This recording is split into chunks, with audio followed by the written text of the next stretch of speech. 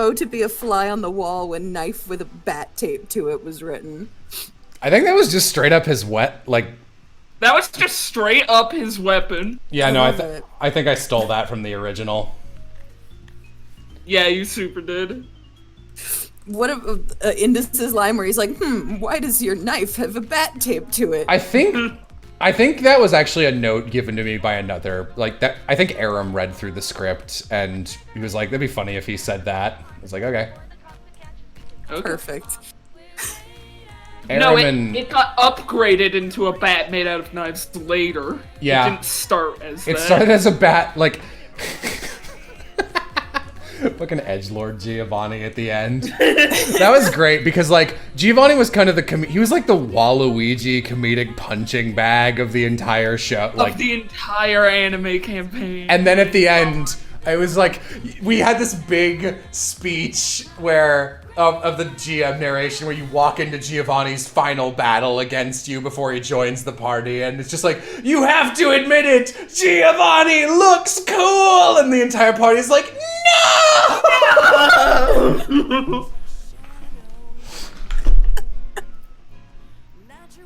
God, us with our fucking balancing act for Zora's final battle. Zora's final battle was like really fucking cool. Me on the gym later, like, okay, I've got to move this, and then that, and then I gotta time that with Jill's shit was a right nightmare. Here. I hate this so much. Where the fuck? The night. This is a cool poster, though. I think this is basically done. Just It's coming out. Oh, I need to put some texture behind Howie. Do I have any more backgrounds I can use? Just a Lupin bee texture. Like you'd find on a children's blanket. I give you the highest grade I can bestow. A B.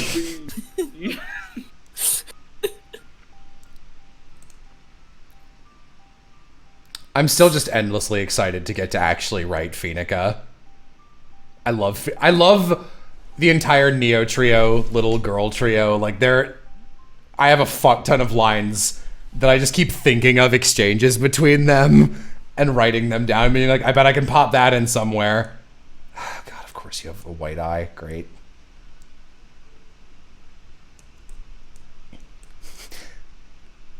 She's so nice and so dumb. Phoenica is like, I have Phoenica, the blonde friend. I have a version of Phoenica Felicity in 3 different projects, and 2 of them are just for me. Like one of them, like a fungus. Okay. Like, because Phoenica's this character. Let's describe her as a fungus. Because Phoenica, like, she's the, if like your equivalent of like, oh, what kind of boy are you into? If my equivalent of the most cartoonishly, like, here's a Jello sensibility character is just Human Cloud, I'm dating Jay. So I just write Phoenica into everything because she's dumb and adorable.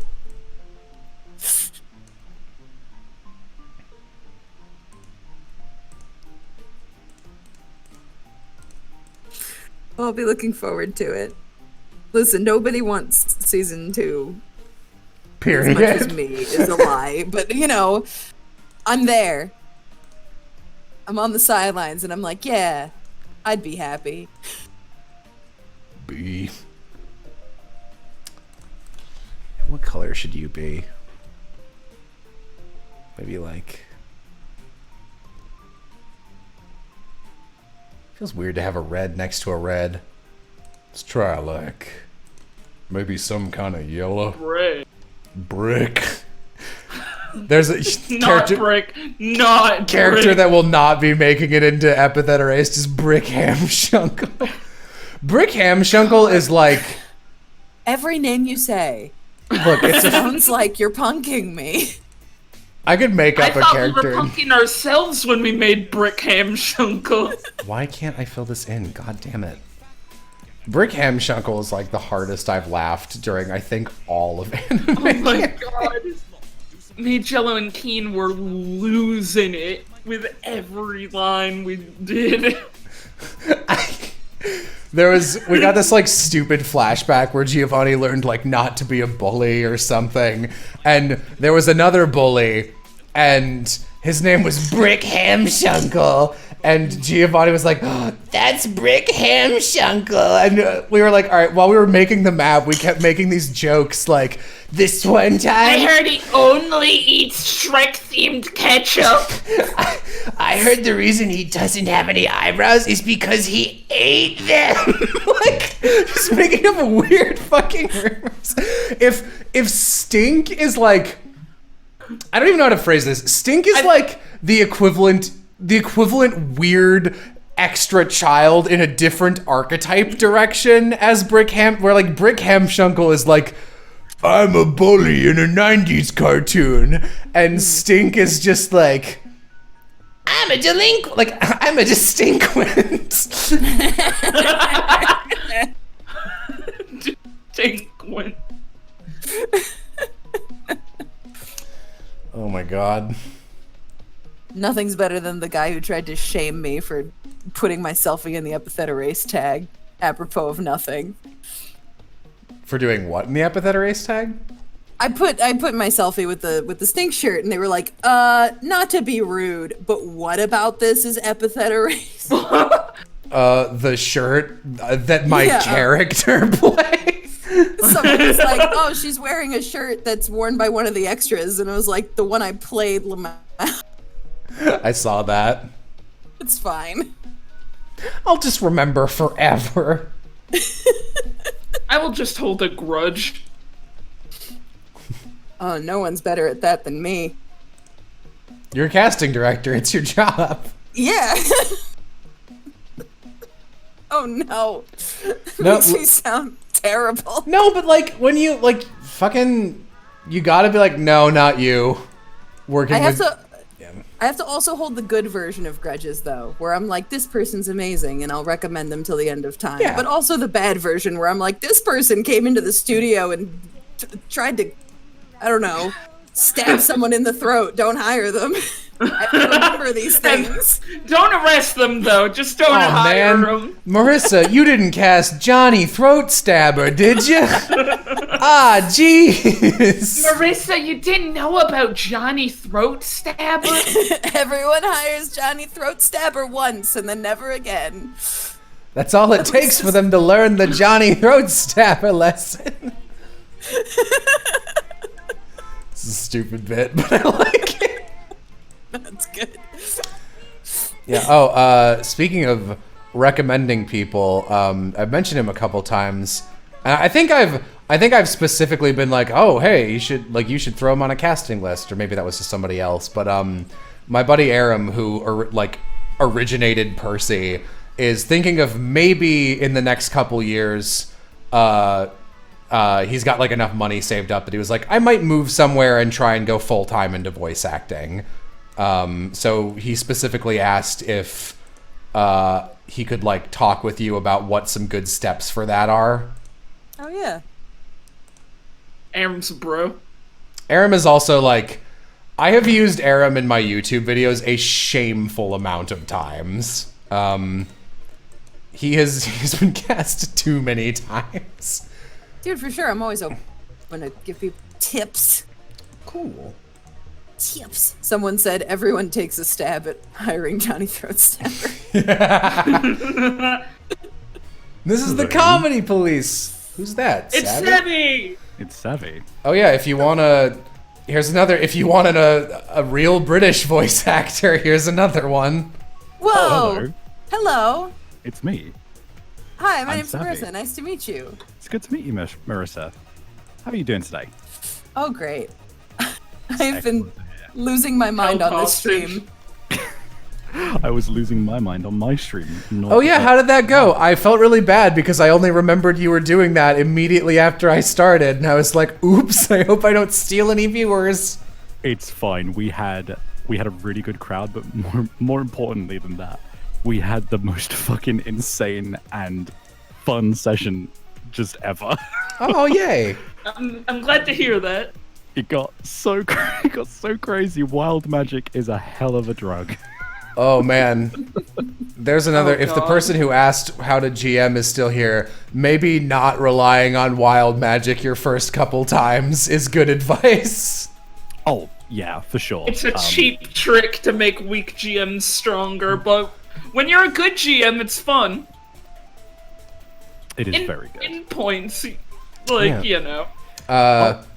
I'll be honest, sorry to interrupt, but Okay. the only point I want to make about wild magic is that I was actually pretty against wild magic in general. This session honestly turned me around on it, because I realized that when used sparingly, like, if you just have a combat where it is possible, but you're tightly controlling, like, where the wild magic shows up, it's actually it's extremely enjoyable, because it adds a lot of flavor. Yeah.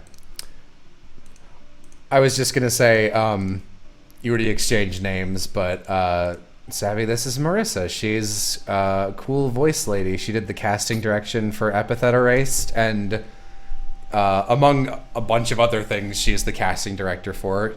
She was also in the My Hero Academia video as Toru is the invisible girl's name. I don't remember. Yeah. Awesome. Well, it's wonderful And to meet you. stink. It's glad. Yeah, it's nice to It's instinct. stink. Oh, yeah, no, great to meet you. Yeah, you too. Jello, is that how we met? Was me auditioning for that video? I think you straight up just, like, emailed me and went, "Hello, I am Marissa Lenti. Would you like me on your podcast?" And I was like, "What the fuck?" Okay. And then we, like, Will and I chatted with you to, like, vet you to make sure you weren't an insane person. And then we ended up talking. We went into, like, this will be like a 20-minute call, and then we just hung out for 5 hours. So I remember that, Vetted. but I don't remember if it came before or after. I don't either, My Hero actually. video. I mean, that seems like a before thing. I don't know. Sometimes knows? when you work in the voice acting industry, you forget huge swaths of time. Yeah. And we'll just assume that we met somehow, and then those two things both happened in an order. And we will be correct. Yeah. It's funny because that character in the My Hero video is the absolute upper limit of my range, so it doesn't sound fucking anything like me. I got cast a couple times as, like, fucking weird bad voice matches for Pit from Kid Icarus, and I remember being in a call with the director for one of the things I was being Pit in, and he was like, "Okay, can you go a little higher?" And I was like, "No." Physically. That's the top. Sorry, it's really high. It's like pretty much. What does he sound like? Oh, I don't know, Lady Palutena. It's like Jacuzzi Splot, but with none of the scratch. Oh, jeez. He sounds like Deku, which is why I got Justin Briner to do it. Yeah, he actually does. Literally, they sent me the voice reference. They were like, have an audition for this. And I was like, tell you what, I don't have to. That's Deku from My Hero Academia. You can fuck off. I was like, I'm going to bully Justin Briner into being in this, and that's all we have to do. And you were right.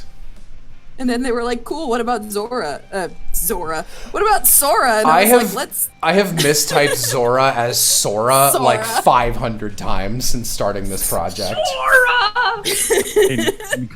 Incoming fan art with Zora as Sora from Kingdom Hearts. Oh no. Now, Ramsey, you didn't really think you'd be able to hide Kingdom Hearts from me, did you? Did someone Zora, say, how did you get here? Did someone say big clown shoes? Did somebody say the door God. is dark? Did someone... I noticed you got big clown. I don't want to do this bit. You're like, the bit stops here. Bit veto. But I was just gonna get into Ramsey's nobody name. Yeah? I didn't have a. No, the I bit don't have has anything. to end. It's Ramsey. I put bugs in him. You know, I again, I hope no one here in the audience has listened to like the commentary or behind the scenes tracks I've been doing, because I'm just repeating a fuck ton of stories from those. But the Ari Ross, who plays Goro, does like a really good Jiminy Cricket, and Heath Morrow, who played Bugsy in Sergeant Bear, had like a really wide range, and we were talking about all the Disney characters he could do, and one of them was we're like, sometimes you what is your Bugsy voice reminding me of on occasion? Oh, you know what? It's Pete from like Mickey Mouse. And he was like, oh yeah, and then he did like a pretty fucking spot on one. And we were like, hang on, I want to show you the best scene from Kingdom Hearts, where it's the Pirates of the Caribbean characters horribly rendered in PlayStation 2 brown, and then and Barbossa goes, the tide has turned. Show yourself, Pete. And the camera slowly pans, and Pete, in big Technicolor Kingdom Hearts clothing, is standing out in the middle of nowhere and goes, I told you you'd be needing old Pete. And it's like the funniest moment in the whole series. Oh my god. Anytime Pete is on screen with characters that aren't from Kingdom Hearts or Disney, it's like, oh my god, Pete. It's Pete! Your good friend! Here's a question from the chat. Is Sylvie's fuzz on his hoodie or on his lab coat? Asking for cosplay reference. I answered that specifically on Tumblr once. I think it's on... That's his hoodie, right? Like, it's extending to the hoodie. I think it's the hoodie. That would make sense, yeah. That makes sense. That means that every item of clothing that he is currently wearing has teal green accents. He knows what he's about. Yeah, he's got an aesthetic, and he's God knows that when... Listen, you can't just walk out of the house willy-nilly with mismatching colors. You put on a yellow-orange Hawaiian shirt. You gotta match that up with the right laces, you know? This man doesn't own blue jeans, but he's sure got teal to go with his hoodie and his laptop. Specially dyed. I remember seeing someone on Tumblr was like, is it a coincidence that Sylvie's color scheme is the trans flag? I'm like, honey, that's like orange and green. I think you might be colorblind. Oh. I don't know what to tell you. Oh no. Yeah, I don't know what to tell you. Those just aren't the same colors.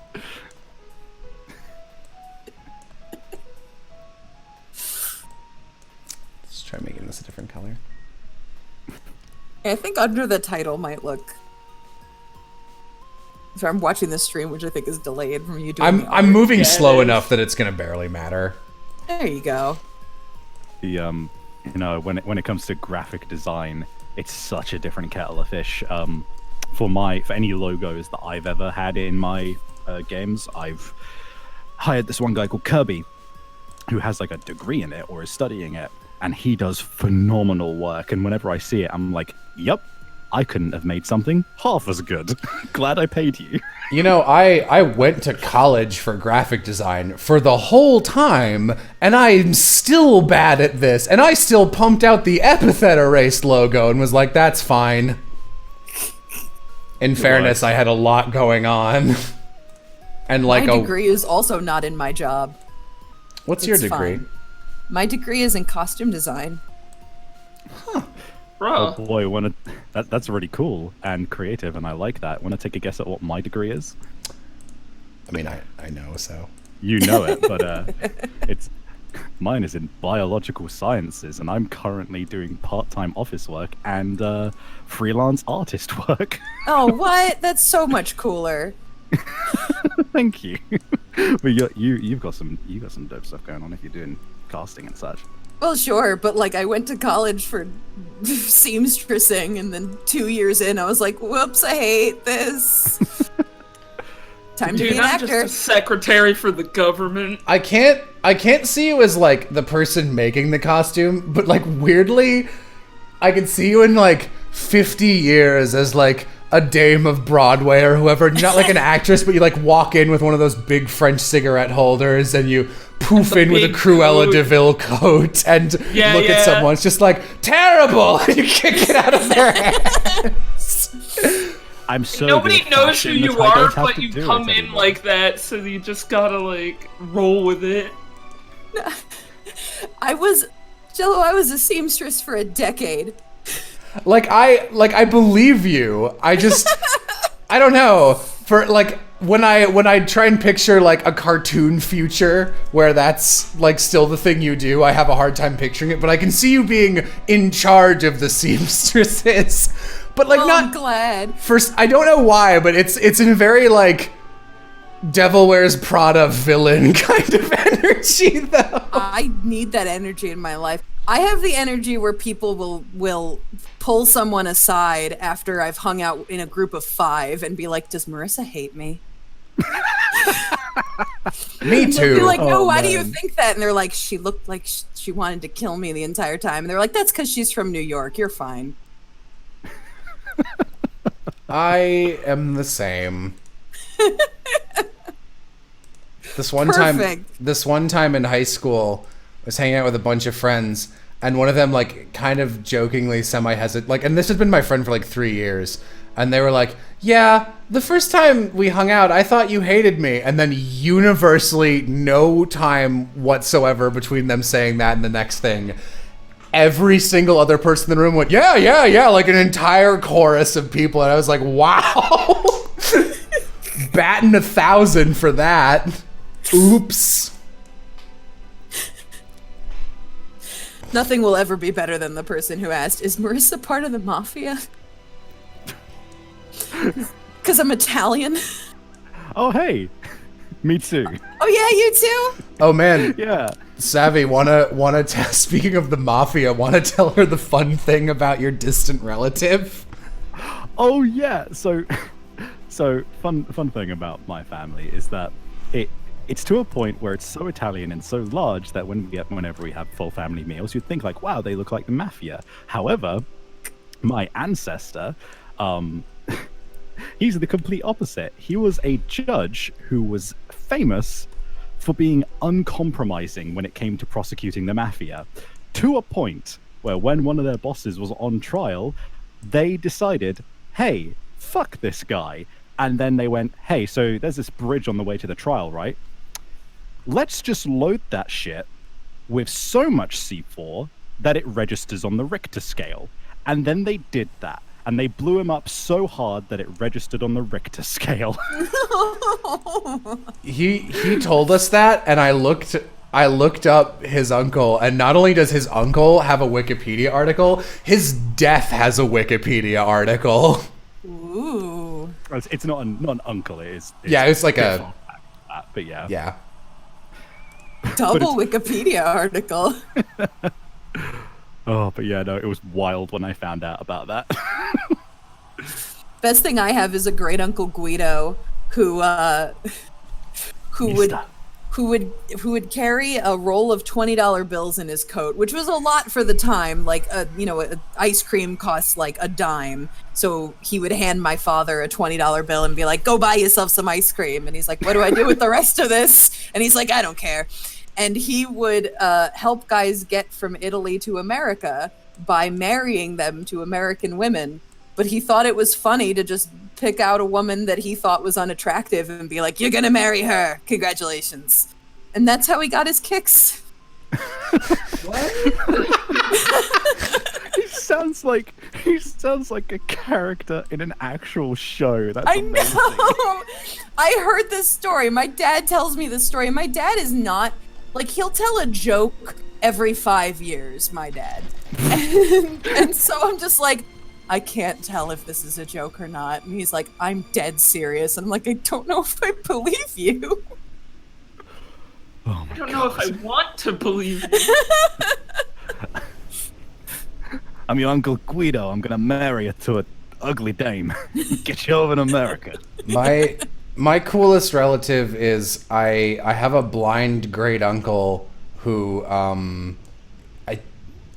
if he wasn't blind from birth, he was blind from young, and he did like radio Excellent phrasing. shit, and at some point in like his early 20s, he was just like, I'm gonna go to Mexico. And it's like, you're blind and it's 1940 or whatever. And he was like, so? And he went and he became like the first blind DJ in Mexico and has written like 3 books and just wanders around giving like motivational speeches.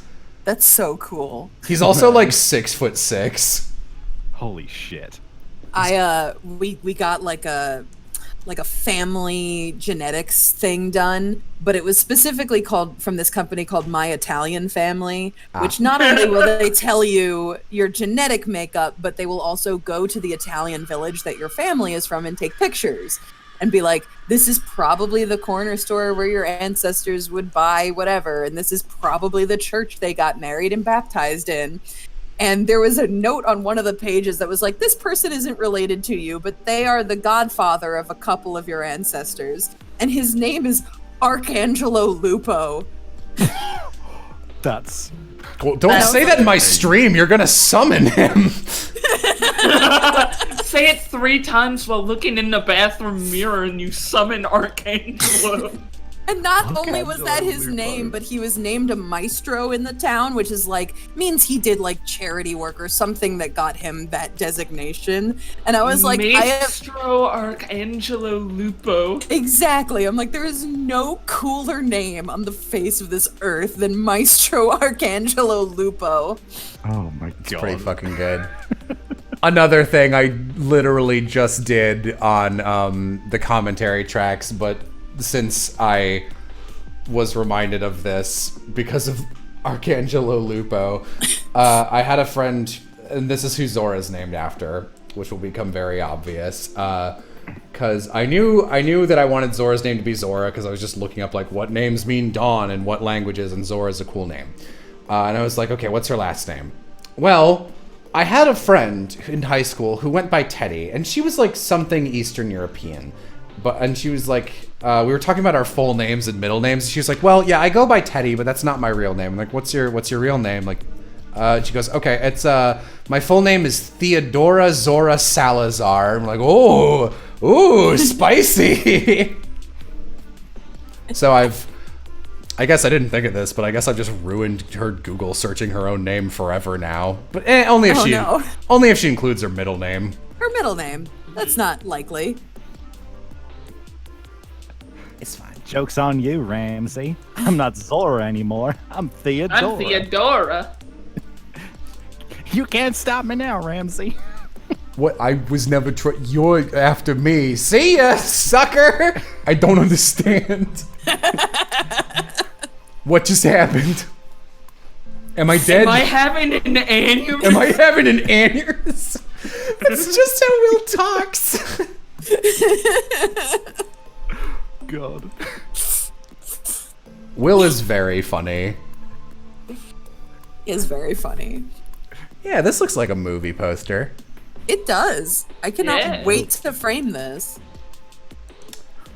Still gonna fiddle around with this. I don't know why, but my brain was desperately trying to think of if Zora was gonna try and replace Ramsey's cereal with something, what would it be? And I just can't for the life of me think of what prank she would try and pull with that. Gotcha, Don't ask nails. me why just nails. Ugh. Alright, I gotta clarify. These are some bird pellets I found on the ground. I figured, I seen some squirrels eating them, so I figured you might like them since you're a big, fat, ugly rat man. Why are you mean to me? Here's a question. Is cereal soup? Bruh. We were just talking about this the other day. And Well. thus, no answer is needed. I know, so my hesitance is because that's not what brought that up. Was it, Rube, was it your friend? No, it's Chula's. Chula mentioned that who's Goro's original player, she mentioned that she has a friend who insistently will say that, just to piss people off, even they don't believe it, that all foods are either a soup or a cookie. No, that's mine. That is yours? Yeah, that's mine. I take ownership of that horrible thing. A cookie? Not a sandwich. A cookie. A cookie. Yeah. So they're Even just though- wrong. He knows he's wrong, Oh my god. but it's to, like, piss people off, but it hasn't happened in a while. We've Like that avoided joke Because is someone kind of- finally killed No. that friend. Cause they're dead. They claimed that the knife was a cookie. Little did they know, they couldn't digest metal. Sandwich would be a cookie. Oh, I How? don't want Has to to go down this take place. path. I don't. At that point, you might as well just boil it down to fucking. Well, if all you boil foods it down, that it's a have liquid- soup. Shut up, Jello. Oh fuck. There are a few feelings more satisfying than saying something purposefully dumb or annoying and getting the Everybody's universal just like, "shut up." You die. Oh, we got a highlighted question for Jello. You attending any cons this year? Not as far as I know. You can cons are mostly on like people demanding the con, like, hey, here's a guest for you, and then they look into the guest and be like, maybe. I don't like cons at all, but I will go to one if I am invited and paid for. Invite the whole Epithet race. That I would do the Cast. shit out of. Bring them all together because none of them, they don't all live in the same state. Yeah, Anthony, who voices Indus, is in Canada. Sandra's in New York. I don't know where Justice lives, but he is not in Texas. Hold on, you got someone called Justice. That's amazing. Howie's voice actor's name is Justice Washington. I wanted to Oh say he my lived God. in Washington like an idiot, and I was like, that's his last name. No, I'm, that's his name. I'm a stupid That's- baby. Man, there are so many cool names. Sometimes people nail it when it comes to naming their kids, and Justice is one of those cases.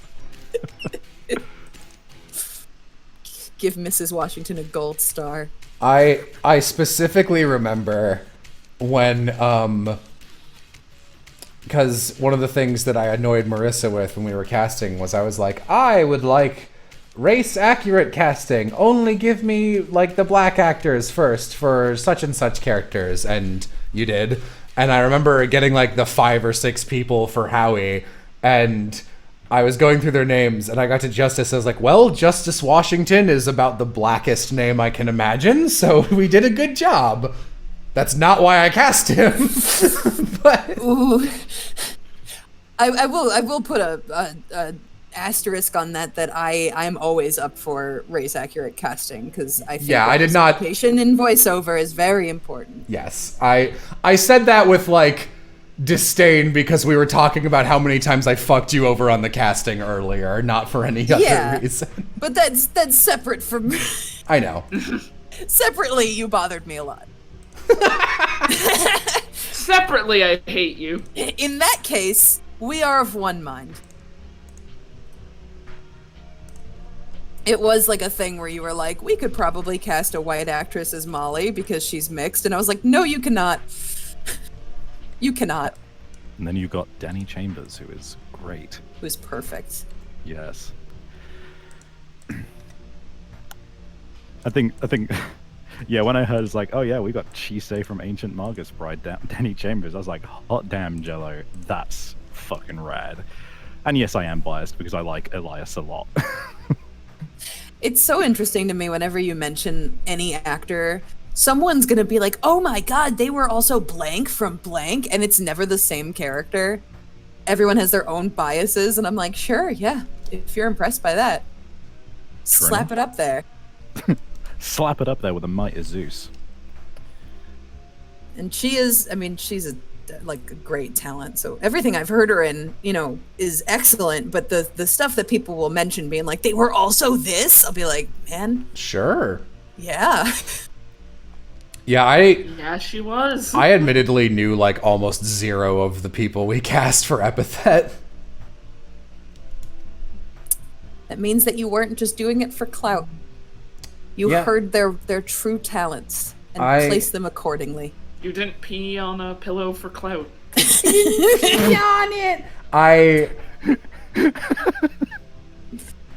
I've done casting since high school for various things, and I like to think that I'm very very anti-nepotism and favoritism, and I try really hard to be. To the point I one time remember I was directing something in high school and my at-the-time girlfriend auditioned and I did not cast her because she wasn't a good fit and she got very angry at me. Oh no. Oops. But that's good. I mean, it's one of my biggest pet peeves is nepotism in casting, and we try to avoid it as often as possible at Sound Cadence because it's a bad look and it produces worse products if you're consistently just casting people that you know, when there's a whole world of actors out there who could, fit a character better. You gotta put biases and friendships aside because it's business. Yeah. At the end of the day. I out loud multiple times. I was casting this Persona 5 video this week, and a lot of people I knew. I cast Alejandro in it, and because he does he was actually my pick for 2 characters, but because he's very good, because he's Alejandro. But I was going through it, and I was like, man, let's I narrowed it down to 5 for each, and then would listen to them a million times and be like, oh, okay, who sounds? Because I don't normally do death battle style stuff where it's like, okay, you need to sound at least a little like this person. That's kind of foreign for me, but. That one was very, very this needs to match at least a little. And there were a bunch of times when it was like, all right, I've got this person. Oh, I love this person. It would not even people I've worked with, but just I've wanted to put you in something forever. And I would listen and be like, I don't know. And I kept going back to them. And eventually I was just like, okay, if I didn't know who this person was, would they still even be here at this point? Listen again. Nope. And then I have to delete them. I mean, I've had people be like, "Oh, what does it take to get cast?" And I'm just like, nothing specific. Just keep auditioning and never stop cast. Because there's nothing better than an actor that finally auditions for the character that was meant to be theirs. And there's nothing worse than an actor that falls off the face of the earth before their character comes up. It was in our Ace Attorney video last year. I finally cast Elsie Lovelock in something, and she's great, and she's auditioned for everything I've ever put out. And every time she's made it to the last 5 or 6 people, and I keep to the point I knew her name from that, not her actual work, and I was just like, man, I really want to put you in something, but it's never quite right. And I finally got her. I was like, yeah! It only took 4 years, but wahoo! That happened to me with Keston Howard. He saved me by doing a cover that I needed for my brother's wedding because I was giving him a cover song. It's weird, but he did the song in the exact same style, and it was really good. And I was like, "You saved me! Oh my gosh! I will give you a role one day." And then I want to say 4 years later, I finally put him in Death Battle, and I was like, oh, "Finally, I can do die it now." Yeah, I can rest easy. I'm personally, I wouldn't even say very early on in my voice acting stuff. I have scratched the surface of starting, and it's mainly because there's always other stuff I need to be dealing with. Right now, I'm currently doing my art in order to save up the money to move out, for example. And while that is also there's no excuse, I can always find time. I'm always I sure need money right now. And it really sucks because I really do want to I do want to get into some stuff, and I've done auditions in the past in short bursts, and I know I've just got to basically just dedicate even a month to just doing nothing but auditions, and I just need to sit down and do it, I told Aram because he was like, I want to how can I prepare to maybe do this for all the time? And I was like, well, I guess the best thing to practice would be just getting into a rhythm of regularly auditioning. So I've been sending him every audition packet I've seen, and he's doing it. No, that's the other side of it as well, is that it's not even necessarily sitting down for a while and doing it. It's just making time every month and dedicating time to doing it. And I'm aware of all the theory because I've researched the heck out of it, and it is something I'm very keen on doing. I just always find myself trying to keep myself afloat, I guess is what it is. Which sucks. But hey, I'm not belly aching about it. Someone in the chat asks, does knowing the name of who you're listening to while casting help in anything? And it can. It can subtly bias you as like, oh, this person is famous, or I don't know this person, or whatever. But it can also help in that you're like, oh, this character needs to be really high energy and scream, and I know that this actor can do that. So if you're, there's special things that an actor needs to be able to pull off, it's good to know who you're listening to. But sometimes to get a second opinion, you will remove that person's name and play it for someone who doesn't know who they're listening to, just to be like, this one or this one? I've You done like that. this? Is this good? I ended up, I won't say which character it was, but one of the characters I had a lot of trouble casting because the top 3 people were all really good matches. So I had to do the let's see what else they've got, and let's look at are they a cool person? I'm gonna dig into them, and I'm not proud of this, but I did do it. One of them had a YouTube channel, and I was like, oh, cool. And they did a bunch of comic dubs. I was like, oh, fun. And they did I listened to them at length a little more. I was just like, it's okay. Not a huge fan of this style. And then at the end of their comic dub, they had really long credits on screen within the video, which is I hate that practice. And instead of just you have a description, that's what it's for, instead of sticking it and tripling the length of your video. And I was just I don't like that, and that is right now that's enough for me to not pick this person. Jello! They were all equivalently good. You need to find I'm not gonna flip a coin. I guess. It was also I watched a bunch of their stuff and I was like, there is this weird reading pattern in there that I don't like. And I listened to the audition again. And I literally knocked out all the names and listened to all 3 of them on a mixed loop so it wouldn't be the same ones. And then I was like, no, I can tell it's that guy now because I can hear him doing it even in this read. And this is just one sentence, so I don't think I can go with it. That's fair. I mean, the cast There was more to it than the horrible reason. The cast turned out good, so I suppose your method works. So there you go. Oh, and again, this was for the little persona thing, not epithet erased. Right. Oh, well then kill me. I'm wrong. I haven't heard your final cast for that. Yeah, I was like, I don't know why you're saying that, but... Because I'm misinterpreting your story. And that's why I wanted to clarify. I don't know, but at a certain point, in the rare instance where all of your top picks are equally good, you need something to break that tie.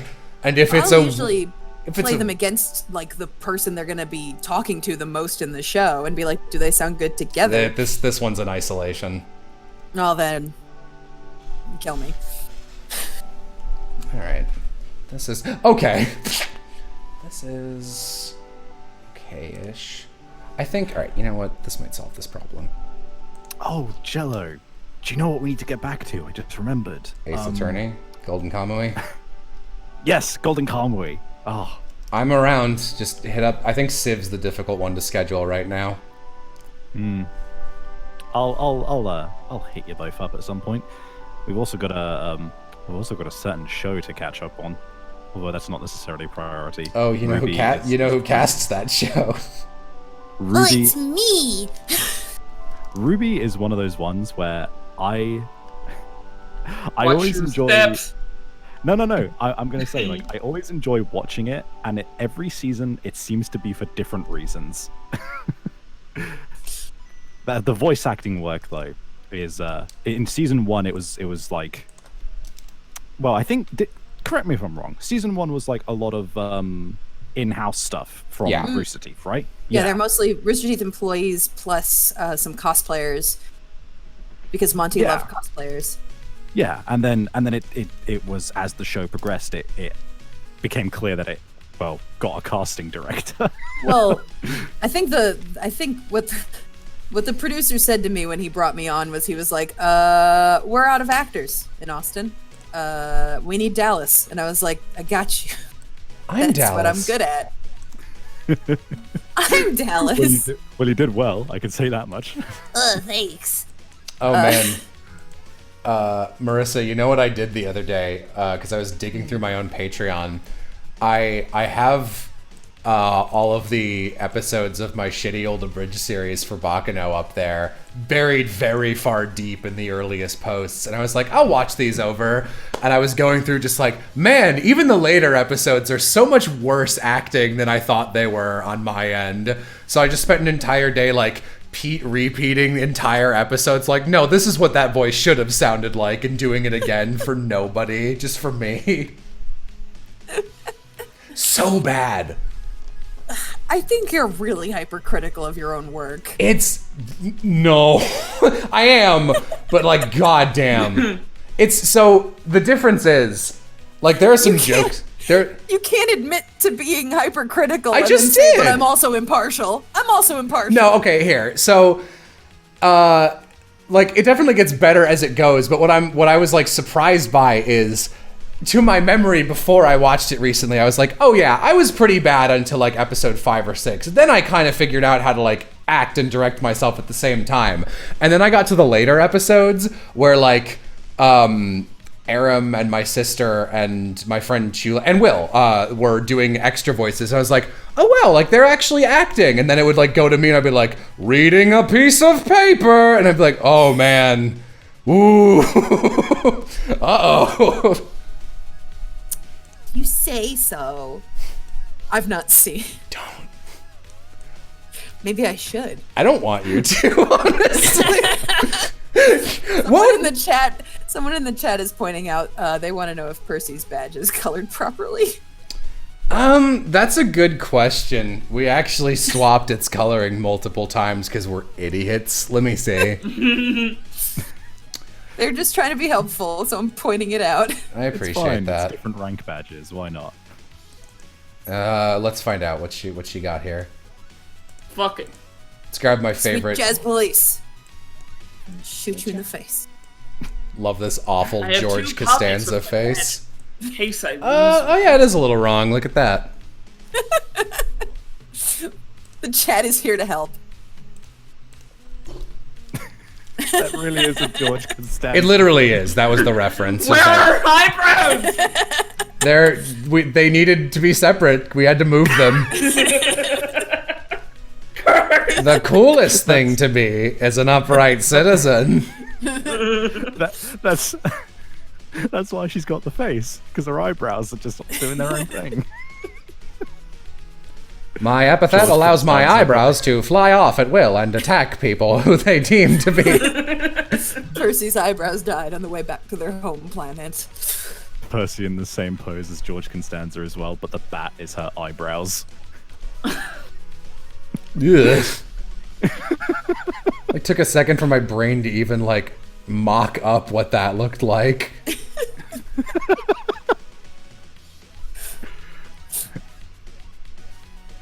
Percy's epithet is wise guy.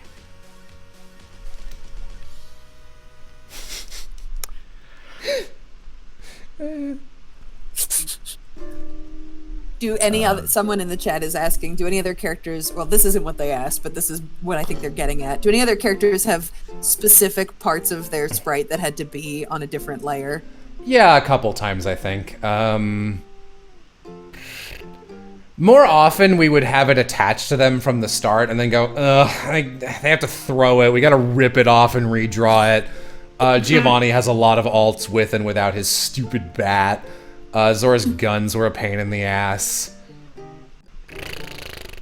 There's the leaning into a window poses from Zora's very first scene are kind of unique in that way, where her arm's on its own layer so it can move independent of her body.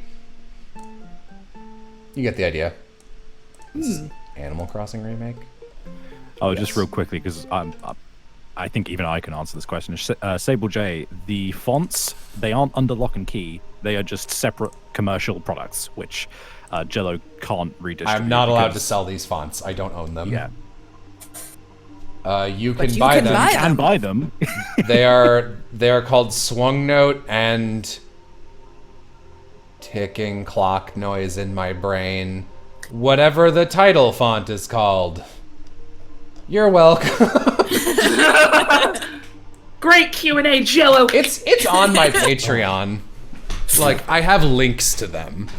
The answer to your question is whatever the answer is. You're welcome. This is a good Q&A stream. Thank you for coming. Many questions. I am a robot. Ask me a question, and I might answer it. 50-50, really.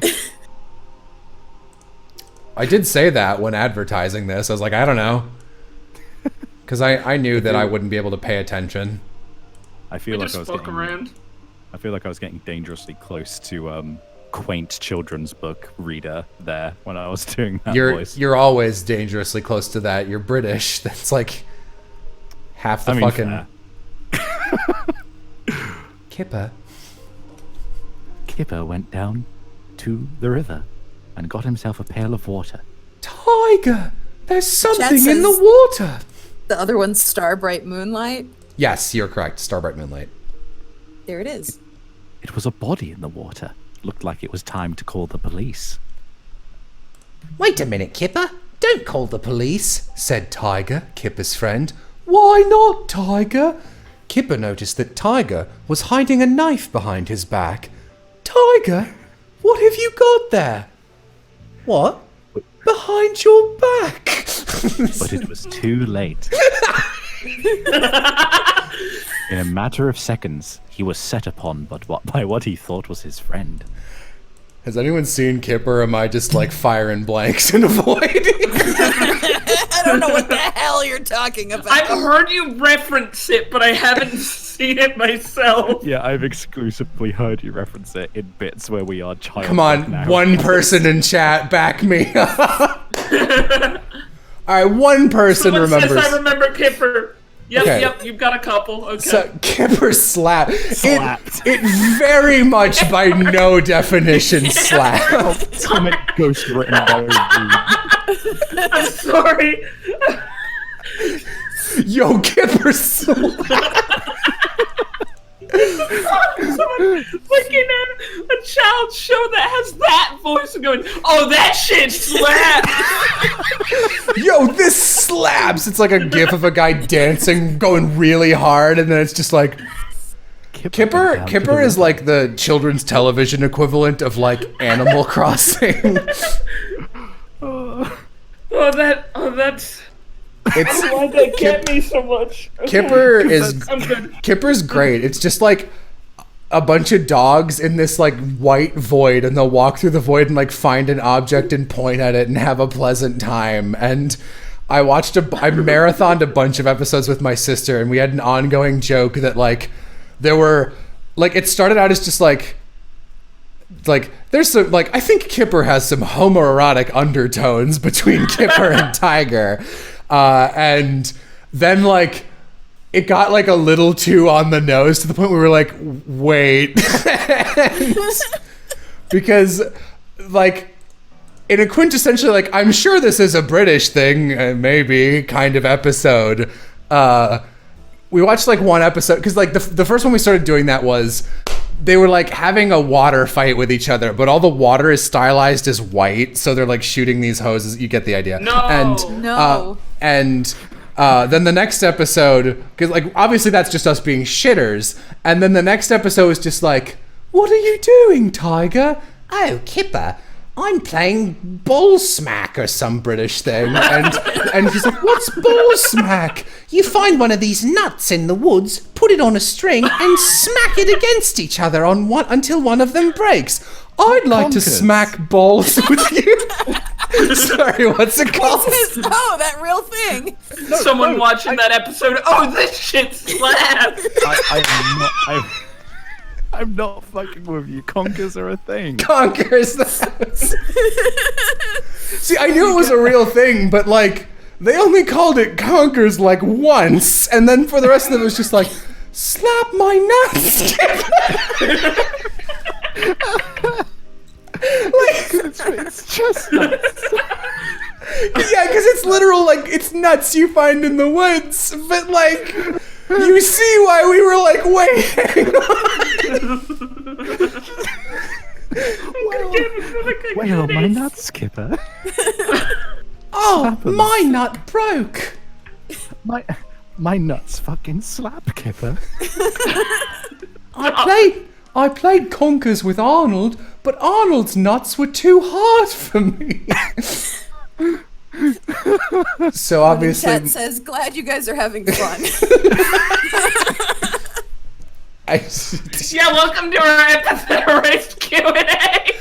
Listen, I like doing Kipper impressions because I genuinely really like that show, but like low key, I do think I do a really good impression of the entire Kipper cast, which I suspected for a time were all voiced by one dude, but I think somehow aren't, even though they all sound exactly the same. Well, you're in luck, because when I Googled this to know what the hell you were talking about, one of the first things that came up was behind the voice actors. Excellent. And there is one guy who plays 3 of the main roles, but Kipper and Tiger are not voiced by that same one guy. Okay. Okay. I don't believe you. No. There's one guy who voiced Tiger, Pig, and Jake.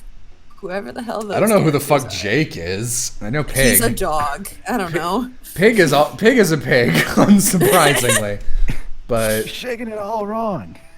This man has no other credits on behind the voice actors except for a pig in the world of Peter Rabbit and Friends. amazing. So he is a pig master. I genuinely love like very sleepy chamomile tea incarnate British children's programming. Like sometimes Peppa Pig is kind of in that ballpark as well, but like it's great because it's like British. So you'll get there and it'll be like, oh, this is really cute. How many episodes does it have? 3, and that's it. 3. So Jello, very important question in chat. Whose epithet is conkers? Hey, Sabby, I think you need to take up that mantle. You're the one making an anime campaign right now. No, I'm just gonna show up in America, crash your recording studio, and just insist on a character whose epithet is conkers show up. He will die immediately by being smacked over the head with a nut. My name's Conkers. Check this shit out. Conk knocks himself out. I just Check out this sick conk, guys. I just need a recording of Don M. Bennett saying nut and then killing this man. Everyone is babies. Nut. Nut. Everyone is babies. Everyone is babies. That's what we would do to the poor girl who voices Lucky Beast in Kimono Friends. We would bully her and be like, say nut. Say nut in the Lucky Beast voice. Nut. I'm also currently just fucking dying over the image of just Zora going nut and then just killing someone by dropping a nut on their head. Yeah, she grows a tree and then she goes nut and the nut falls off the tree. It's poetry in motion. Killing them instantly, as nuts are wont to do. That will kill us. No, it'll be a palm tree, so it's like a coconut. Yeah, I carry palm trees in my pockets at all times. Next to my feet pics. Gosh, Ramsey. Why you got so many of my feet pics? What the fuck? Did you just plant these on me? Yeah, sort of planting feet pics. Everyone look at the dirty rat man with his feet pics. What the What's fuck? wrong, Ramsey? You gonna nut? Savvy, I think you have turned Ramsey and Zora's like dynamic around on Ramsey twice since appearing in this stream. Listen. You're Italian. Do you remember Topo Gigio? As long as we're talking about kids programming. Unfortunately, I was brought up on Polish little kids cartoons because What? I'm half Polish as well for context. Wait, I thought you were British. I'm half Polish, half Italian, born and raised in England. No, you're not. You're not real. My dad came to England in order to start up a restaurant, and then my mum came to England to escape communism, and then they met. I was about to say, Can I make it any more obvious? You said restaurant, and I was like, that's adorable. And then you said communism, and I was like, I guess I can't say that anymore. Listen, I'm just spitting facts. My mum wanted to escape communism, so she met my dad in a restaurant. My mom wanted to escape communism, so she got set up with this ugly man in America who... Can you imagine how fucking wild that would be if, like, genuinely you two had, like, a very distant, like, families bumping into each other? I just talked to my mom and say, "Hey, mom, who actually who urged you to get out of Poland?" It's just like, "Oh yeah, that's this Italian guy called Guido." I was about to say, like, you should get my Italian family done and just see if Maestro Arcangelo Lupo oversaw your family too. Well, he was clearly like an angelic figure, given the everything about him. So I think he probably just presided over several hundred children in a town somewhere. Oh my god. If your family has a history in a sleepy fishing village on the side of a cliff, then we might be related. Oh my god. No, but there is some wild side on there's some wild stuff on my Polish side as well, which is a little bit more not quite as glamorous. I won't get into it, but essentially it turned out that one of my uncles was involved in the Russian mafia. Oh, good. Yeah. My mom had a dance studio when she was young, and someone from the Italian mafia brought his daughter there for dance lessons, you know, normal stuff. And she's just, take care of my daughter, or we're gonna have a problem. And I'm like, Mom, there's no fucking way. We had that actual conversation. She's like, swear on my life. Anyway, do you want dinner? Like, Listen, I've come to your dance studio today, and I got one question for you. Did you teach my daughter the 1-2 step or not? Because if you didn't, I'm afraid I'm gonna have to bring the boys in. if she can't plie by tomorrow, we're gonna have a problem. Listen, the guys downtown, they buried mines in our front yard. She's gotta have light toes. She's gotta be quick on her feet. She can't. Did someone say? Stop! Hell stream. Hell stream. I have never had a stream where I wasn't just the weirdest fucker. I've been reprimanded by my co-pilots every time I've ever hosted a stream. So anyway, Marissa, let me know if you ever want me to hang out while you're playing something. Oh, absolutely. Hey, now you're in the chat with us. You're stuck. It's happened. Should have come hung out when I was doing Bloody Harvest, but I guess we'll just wait. I would have, Marissa but wanted to leave, but that it was was too late. that was during Epithet shit, so I didn't have a choice there. That's right. You were locked away for a solid several months. Yeah. I felt so. Do you know how excited I was to like be done and then get to like go to places when people are like, "How are you doing?" I'd be like, "I'm doing all right." And then the first time I saw you were like, "Hey, Epithet's done. How you doing?" "I've been sick for like 3 weeks." Dude, what the shit? You were like more upset than I was. It's like, hey man, I didn't want this either. You never asked for this. I never asked for this. We need, okay, if Maurice ever has anything else to do, we'll have to get together and do that as a stream, because Maurice is one of my favorite characters. I've been called in for a lot of like very minor Like, it is a holiday that we literally just made up this second in the booth because we need to output something by February. And, but there haven't been any actual, like, campaigns that I think could occupy a stream. As far as I remember. One day. I remember one of the things I got called in for, we made up the name of the holiday then and there, and then Joel messaged me and he was like, all right, I think we gotta bring you back in because it turns out that name we made up is actually like a super uncool racist term from like the 1930s or something. Bruh? Oh no. And then he was like, never mind, we just reinvents a slur? we were able to edit it. No, it was like, I don't know, it was like some Valentine's Day thing and we called it like the Day of Heartbreak, which I think was like, it's like something to commemorate like slaves being murdered or something real horrible. And we're like, ooh. We were just trying to be Maurice about it. Nope, can't do that. Nope. Not allowed. Oops. I just want Mose to talk to Maurice more. Yeah, me This too. is what I want. Maurice is very fun.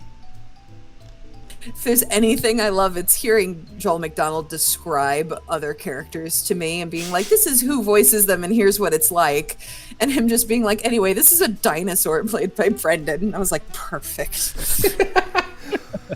I'm like, shoot it into my veins. I'm so happy. I got called in for, that's like the only time I've been like cast for something else while coming in for a separate role. And they're like, we need a Maurice. We didn't cast him. Can you do a dinosaur? I don't know. Dinosaur. Yeah, all right. Yeah, sure, fuck it. That's how you get the best roles. It like legitimately is. That's I know a lot of people people seem to like really hyper fixate on having a big range when they start voice acting, which like is a cool tool, but is definitely less important than actually knowing how to act well. But that is the time when I got cast because I could do another voice. Range is it's the second thing you work on. Yeah. Yeah. Because I mean, my character in that game is just me. It just sounds like me, talks like me. You. All right, It's me. I'm gonna run Despite this by everything, it's still you. I'm gonna run Despite this by the everything, Epithet you're crew. not stink. Despite everything, I'm That's not what I Ramsey. think every day I wake up. I am not Sting. One of those days One of those days when you're not stink. where you don't want to wake up. Don't wake up! Don't wake up! Inside! The way you said it initially made it sound pretty much like a fucking YouTube poop version of that song. Yeah, I could see this being like a crappy DVD case for our crappy show. That I Shut hate. I like this show, I'll have you know, and I'll thank you not to insult it. Man, if I can't insult my own show, when do I get to make something?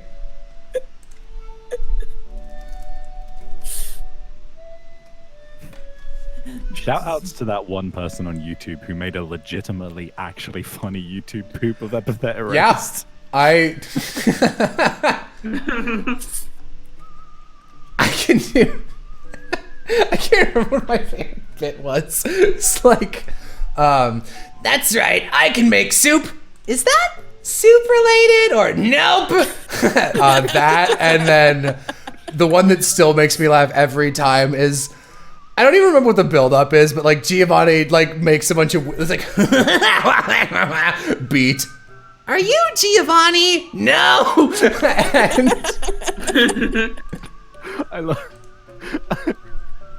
I just love once we have a play, we can swoop in, rescue my boy. Wait for me, my boys. then they'll be able to eat cold steak. I apprehend these thieves, and they'll have a chance to make cold steak.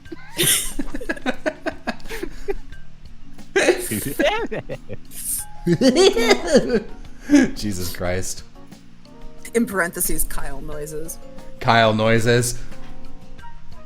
Fucking love Kyle Ignacy. You know, One of my favorite lines from this is not really a line. It's just Kyle making noises, and it's just Yeah, I Knew it was. We kind of sort of knew it was him with how hard he went on crying. know. Yeah. His audition's really good. My beautiful boys! It's so difficult to replicate what he does. it's My so boys. unique. There's a lot of really excellent single reads in this show, but I'm in love with all of Danny's weird little noises she makes as Molly. The best one is when she falls on the vent in episode 4, and Mara's like, "Wait, this is perfect. Come here!" And she goes like, "Wah!" Like this huge fucking scream.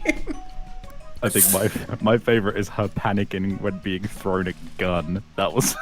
I don't want this. I don't want this. I want this. I mean, Okay.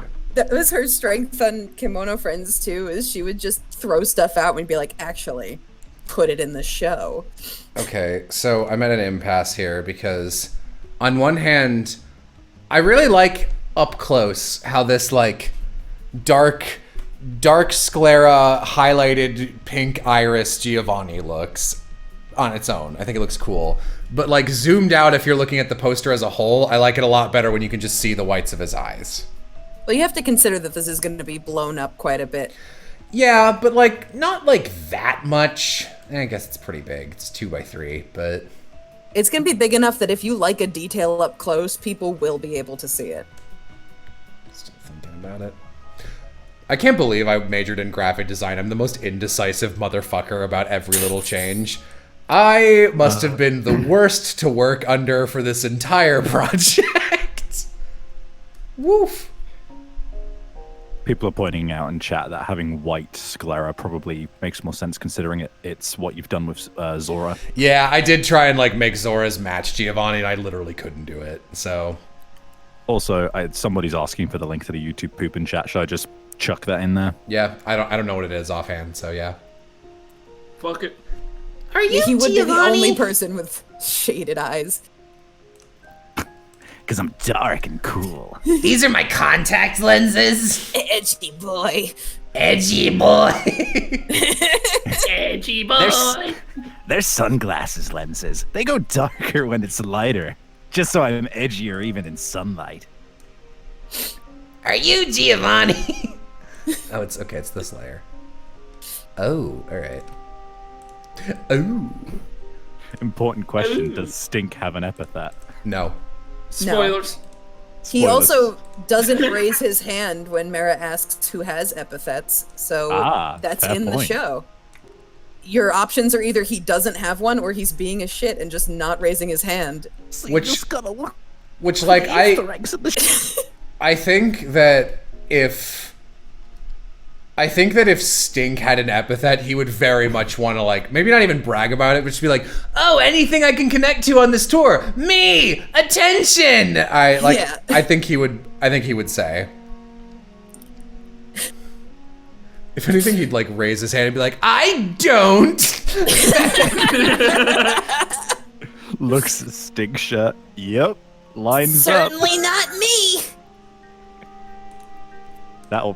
God, that's almost Trixie energy in a way. Almost. She's not quite so that though. I love Trixie. Trixie's so good. I can't wait to see Trixie in action if it does come to that. I am bonkers excited to get the chance to cast Phoenica. Phoenica, very good. Phoenica's very good. Phoenica and Yumta are my favorite girls. You know, the Looks ones that at aren't in Utah. season 1. Yeah. Sorry, others. Sorry, real characters. I hate you. Oh, There's I mean, this... I don't need to tell you that I love Yumtar as well. Oh yeah, no. There's this comic somebody made of a real moment from Anime Campaign that like, this is from the adventure that I actually think is like, if you gotta pick, if there was like one that I could have salvaged that was spoiler free, the Magical Girl adventure would be the one I'd be like, this one is actually good. and Mara and Indus are in that one, and because Indus is a magical girl, and Mara is there because she has to be. And there's a moment where Indus gets like mind controlled by an enemy, and Mara's just like, I've got this. I can get Indus back. And she's just like super condescendingly like, Indus, here boy, come here. And he like doesn't respond. She's like, come on, you idiot, and kind of like backhands him. And I was like, all right, let's roll for that slap. And she rolled a 1. Mara slaps him and breaks her own hand. So it's just,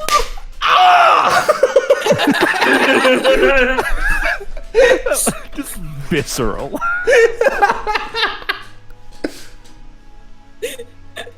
oh my god. This is a perfect time to mention my favorite read from Lindsay Shepherd in the entire show, which is Indus, wake up, you fridge! Yeah, I love Indus, wake up, you fridge! Is that accompanied by the fucking perfect crowbar sound effect? Yes! Yeah, that is a fucking excellent moment. God. Jesus Christ. She's like, it's a little uncool how mean she is to Indus. I mean, it's very uncool. Oh, it's uncool. I've just seen a very good comment. Slaps the roof of Indus. This bad boy can fit so many barriers. This bad boy can fit so many barriers. You have to include the handbrake. I'm unfortunately in a house of someone who is sleeping. Ah. I would be a lot more Indus, wake boisterous up, you if I were fridge. able to. Indus, wake up, you fridge! I was like, that's the best thing I've ever heard in my life. She has so, like, specifically, Lindsay has so many just amazing takes as Mara. Just, Lindsay's great because she came out of nowhere and was like, anyway, here's my demo reel. And I was like, oh man, you're amazing. Awesome. Slaps you into Ruby, slaps you into Epithet Erase. There you go. Aw, what was your first clue? I'm not a little pee-pee boy. I'm not. You peed on it. You peed on it, didn't you, little piss boy? This woman was in Pokemon. I was so excited to see Zack actually put that together because, like, I didn't think Kyle would do it, but I was like, I know that if Lindsay was notified, she would absolutely join in for that. Lindsay Kyle is will do like anything because he's so nice. yeah. Lindsay is like a child, right? Yes, she does. She's a mom. Yeah, she's like, I don't know why, but that's like so funny to me that like, just imagining some of her like mean to children takes as Mara and then being like, all right, time to go home to my kid. The actual child. Just the other day I saw her and I was talking about how her kid was. The other thing with Lindsay is like before she booked Ruby and before she booked Mara, I cast her as dogs like 3 times. Because I knew she could bark for one of them, but for the rest it wasn't really relevant. And I was like, I'm so sorry. And she's like, why? I'm like, I don't know why you keep ending up being dogs.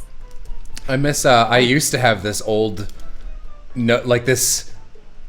I used to get cast as bird people a lot, and I miss that. Because playing birds is fun. Yeah, no, Marissa will remember that. If you ever have a weird bird person. I probably will. One of these days. There's a good question in chat, which, if I'm remembering correctly, I think you might actually have a story with Jello. How come Feeny and Trixie weren't on the field trip? As the anime lets us know, all the main characters are the same age. They're in different classes. That's the only reason. I could have sworn I recalled you trying to have. There was a draft of the original draft of the script was, and again, this is all stuff you can find on my Patreon. Not the draft of the script, me talking about it. The original draft of the script was a rewrite of the OG version of Anime Campaign, in which it started out as a tournament arc. Terrible way to introduce your universe. So for a while, I tried to make this tournament arc thing happen. Didn't really work. But by the time I had written a skeleton of the tournament arc, Feeny and Trixie were characters in it. So I moved them into the museum and tried writing them in the museum, which I actually forgot about because they got thrown out pretty quick because museum works better as a small cast. Most things work better as a small cast. There is also people screaming very feral for you to do the Rook voice. Oh, like the real one or the anime campaign one? Probably the anime campaign one. Yeah. So, and again, my friend Aram has a campaign named Aram Pain, colloquially, which I think was the first campaign a lot of our friends did. It's ongoing. It's been going since we started college. And I play a Tengu named Rook. And then in anime campaign, as a funny in-joke, I, in the Magical Girl episode, there are like 4 evil whatever the fucks, and each of them is very blatantly just one of our characters from that campaign. So what? But turned up to 11. But turned up to 11 in like a cartoonish way. So Chula had a character named Annika, and Annika one time used an ability called like Murderous Command on basically an innocent person. And we were just like, man, Annika's fucking bloodthirsty. So she's the one who like mind controls Indus to attack Mara. And my character's name is Rook, and I had him as a shitty little bird who could like he was a poltergeist, but he took the form of a crow, and he could like he could ghost trick his way into objects. Trick, essentially. And instead of talking like this, he had this like cartoony sad voice, and he wasn't good at anything because I thought it was too self-indulgent to make like, oh, I'm GMing, this one of these 4 is my character, so he's the most important. So I set out to make him like the one who showed up a couple times and was like, I'm gonna beat you one of these days, and kept totally failing, and then it was just like, oh man, and then disappears. But what happened is he was too useless and pitiful, so the party just recruited him, and he lives in Trixie's hair now. And result in one of my favorite lines, which is Trixie turning around to look at him in her bag and going, Hey, do you like need a snack or something? I think I got some chips in there. No, I've got a battery. I'm good. I don't remember that. The Rook line I remember is there used to be, you can see some of these in the map for Molly's Toy Store. There are these little googly-eyed bees called friendly bees, and if you collected them, they gave you a power-up. They were like an incentive to explore. And they saw one across this big gap and were like, Rook, can you fly over and get that? Yeah, okay. And he flies over, and they're like the size of a penny, and he picks it up, and he's like flying so slowly. He goes, And he's like, it's kinda heavy. Rook sucks. I love him. Yeah, but we did discuss like, oh, if this did get made into a show, who would you want everyone to voice? And I think, don't remember the actress's name. I know Chula was like, I would love it's the girl who plays Tiny Tina in Borderlands to play Ashley Birch. Yes, to play Annika. And Will was like, I know it's kind of like a for my character is like a big redheaded knight lady. He's just like, I love me some Colleen Clinkenbeard. I was like, tell you what, buddy, if in 5 years this becomes a show, I will do my best to ask Colleen to voice that character. God. I can maybe make that a little darker than I think I'm gonna call it.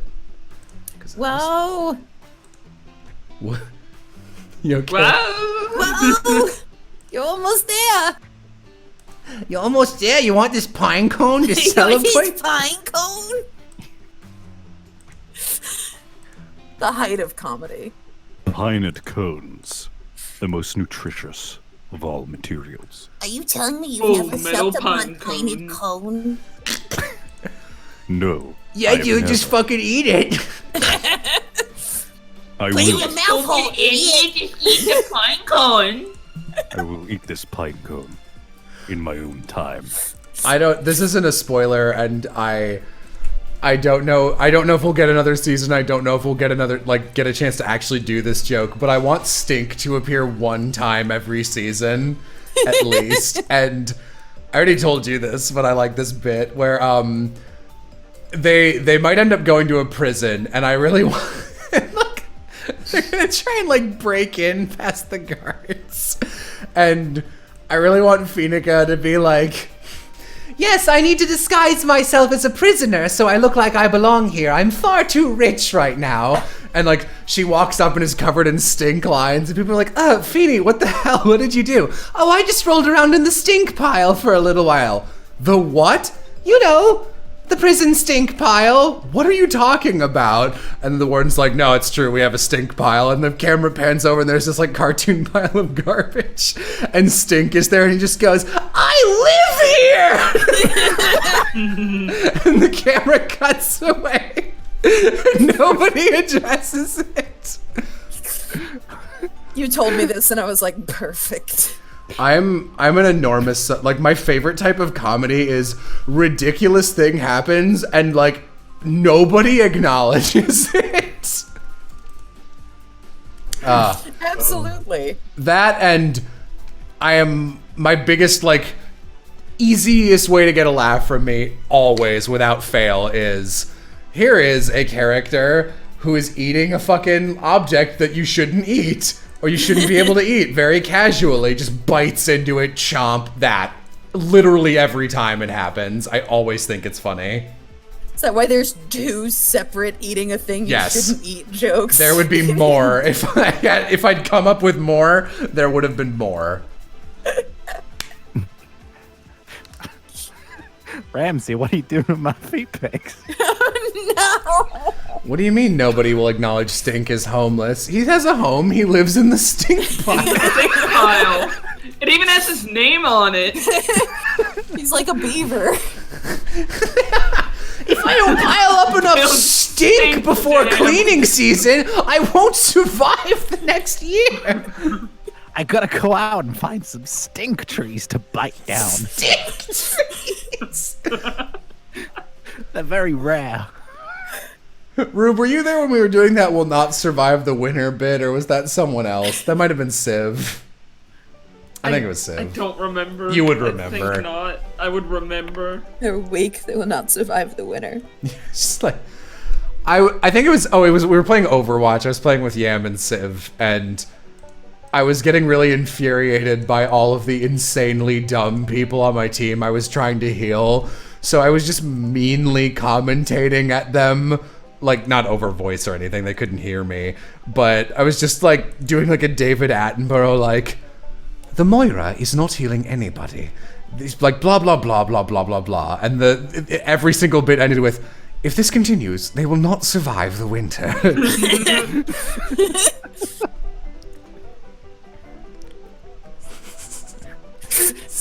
I played Overwatch as Giovanni.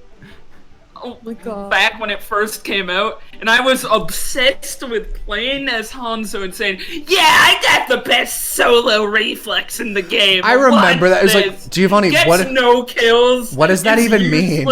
What is solo reflex? I have the best one. What?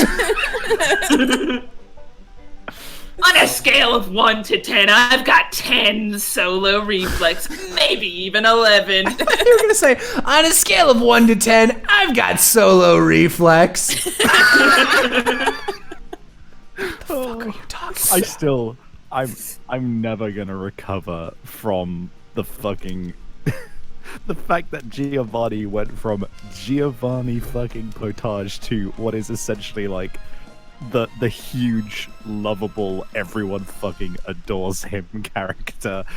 He was still great in an AC, and everyone still loved Giovanni, but it's but not in universe.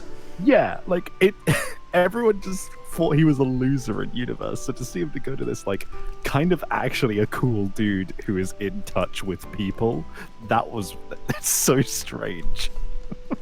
He's the best dude. He is the best dude. I love Giovanni. I loved Giovanni in Anime Campaign, and I love him in Epithet Erased. Someone in the chat is asking if you would ever consider attending as a guest to a convention in the DFW area, and the answer to that for anyone in this chat is only if you request them.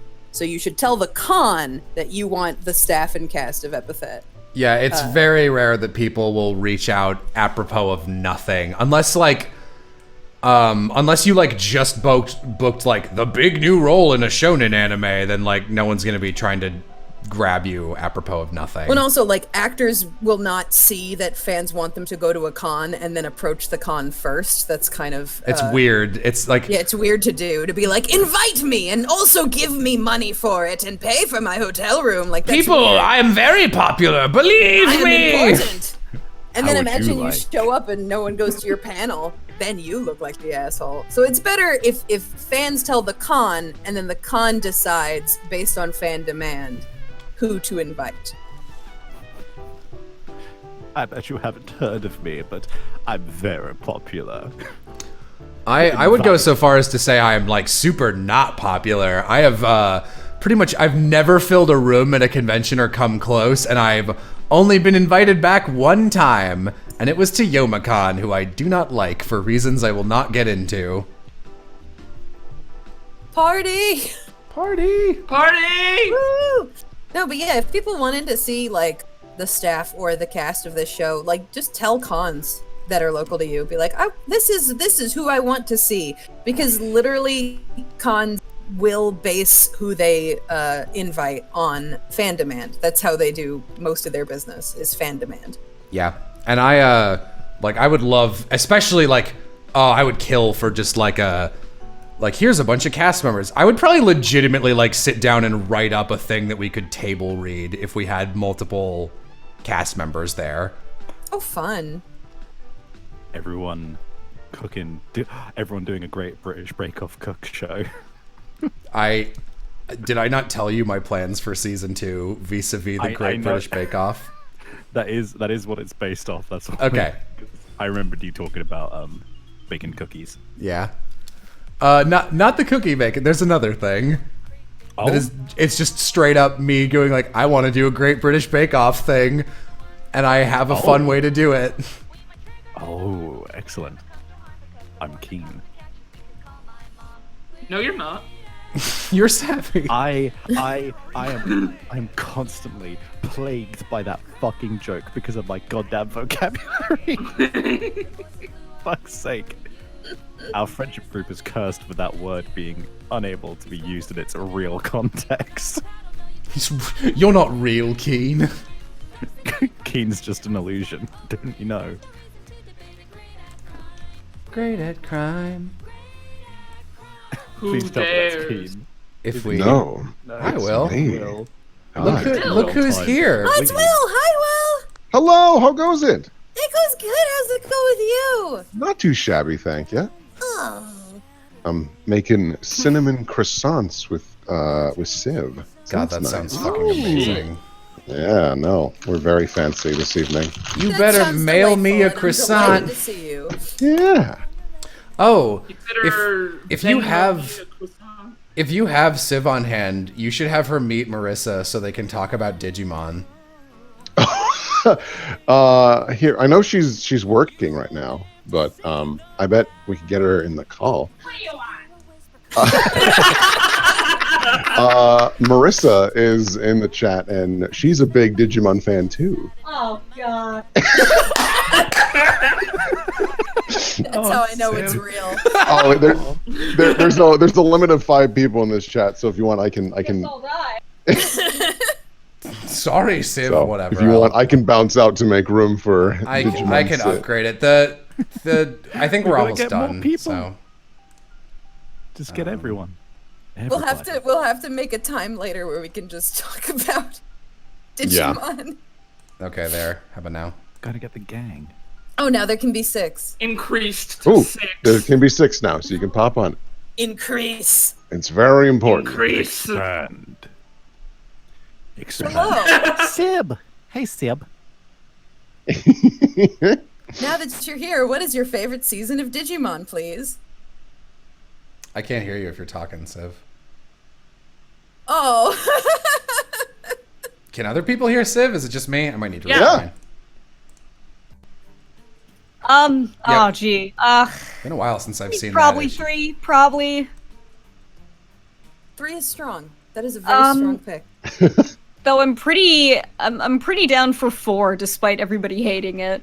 Ooh, interesting. Spicy. I feel like it just slightly changed up the status quo enough for me to be like, oh, I don't know the entire plot structure and character arcs of this entire show exactly. That's true, but it's also the season where you get to watch everyone sit on a train for like a collective Oh my god, 10 there episodes. were so many train episodes. There were train episodes in real life. We sit on a train. On trains.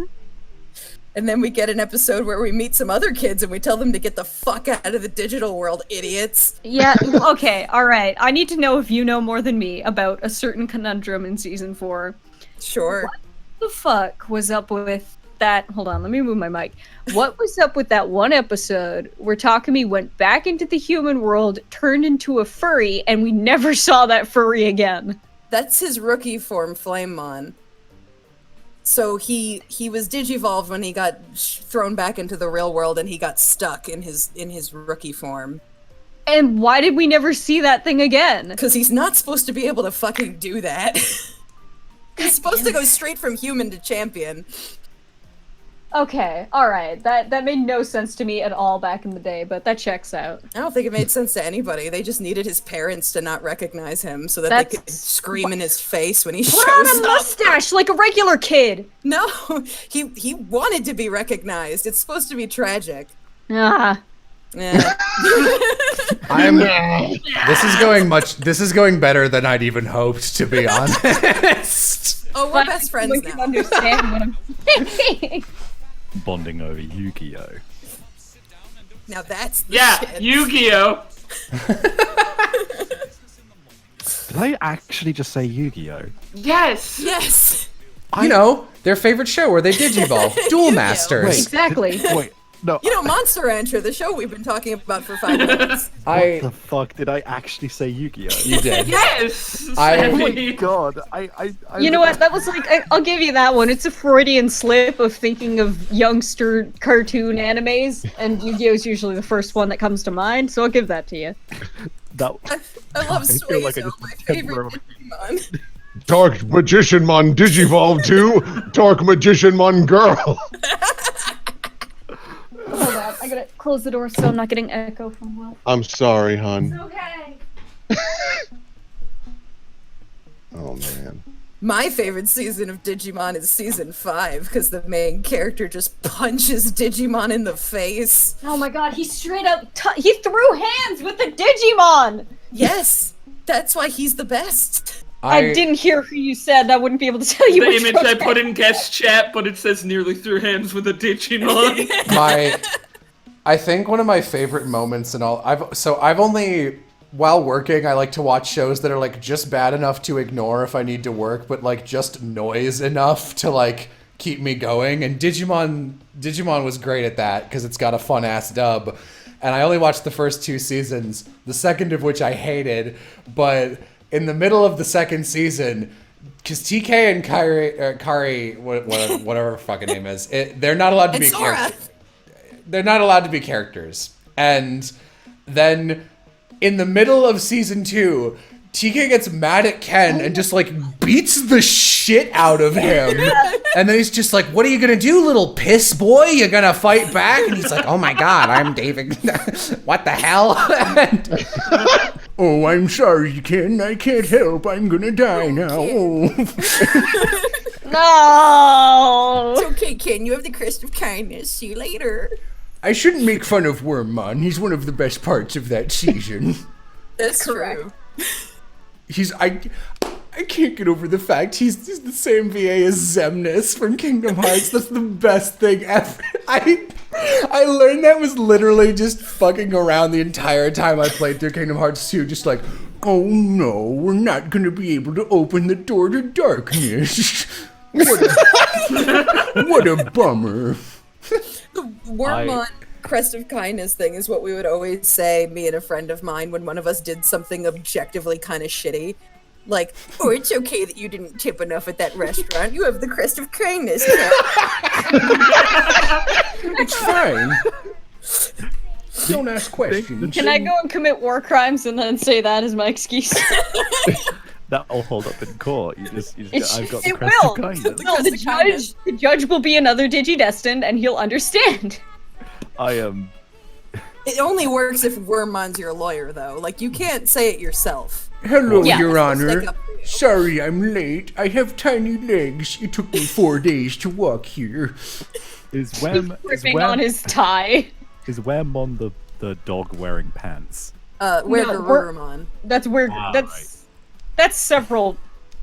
My brain went, oh, that's Gargamon, which is a rabbit wearing pants. It's a rabbit wearing pants. I love Gargamon so much. I didn't mean to eavesdrop, but I got really big ears. It's fucking the exact same joke Jello just made.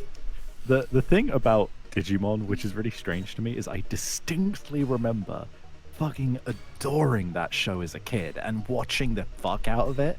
And I remember like the specific arc, which is like where they had to fight like Metal Seedramon and that, and all of those like, and like the final boss was like the clown or something. Yeah, I wish the final boss of that show was the clown. I Nope, wish the it's final boss was Apocalypse. Piedmon. Though Apocalypse is fun in his own terrible way. laughing? I'm supposed to be depressed. Oh, he is the one who's poking out of a D20. Yeah, I remember Yes. him as Hot well. and cold running water.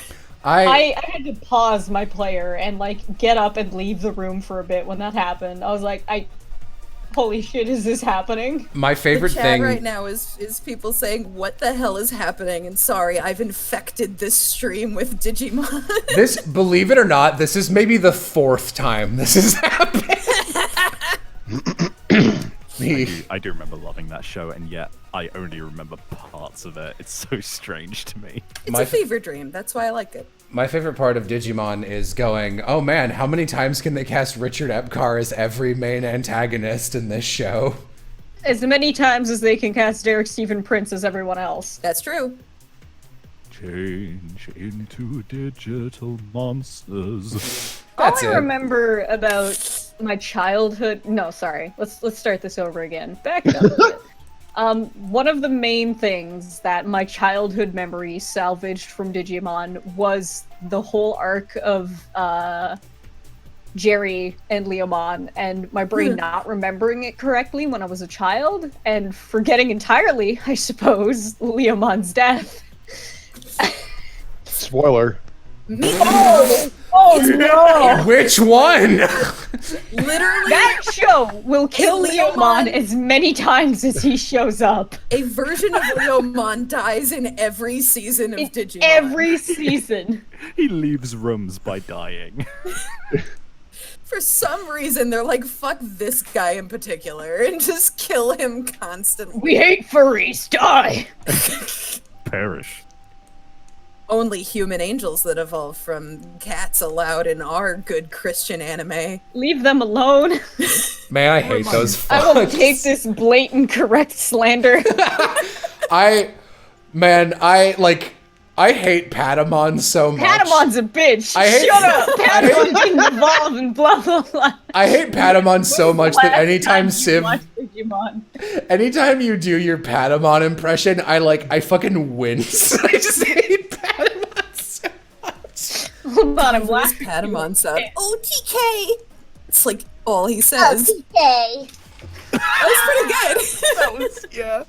I can Yeah. fucking picture it. That's Civ- it. That's all he ever says is that, or he just pretends to cry. OTK! Civ is also a voice actress I'd recommend the shit out of if she didn't normally live in fucking Newfoundland in Canada. I didn't live in a yurt on the ocean.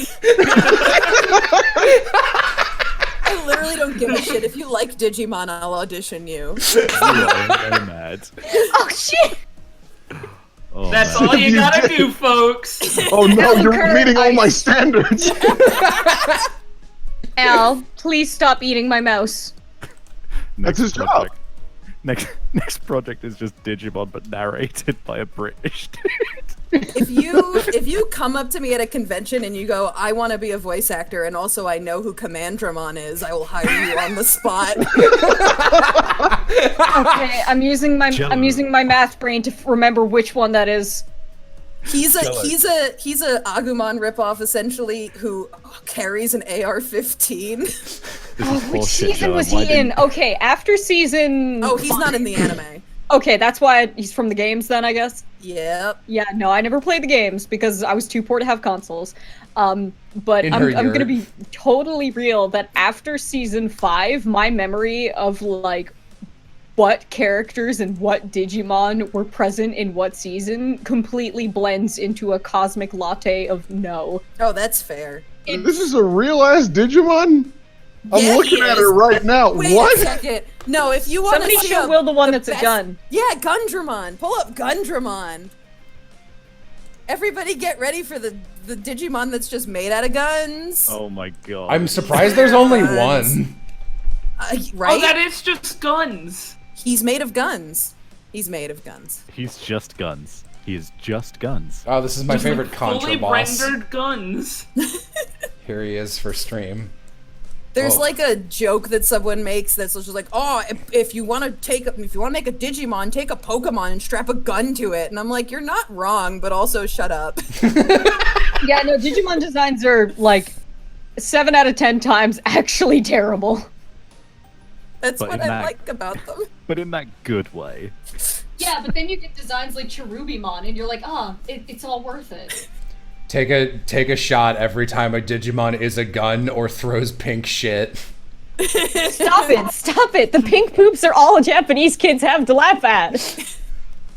They have nothing else. No, that is their favorite joke, I have been told. It is the only part of childhood innocence they get to experience is pink poop. That is it.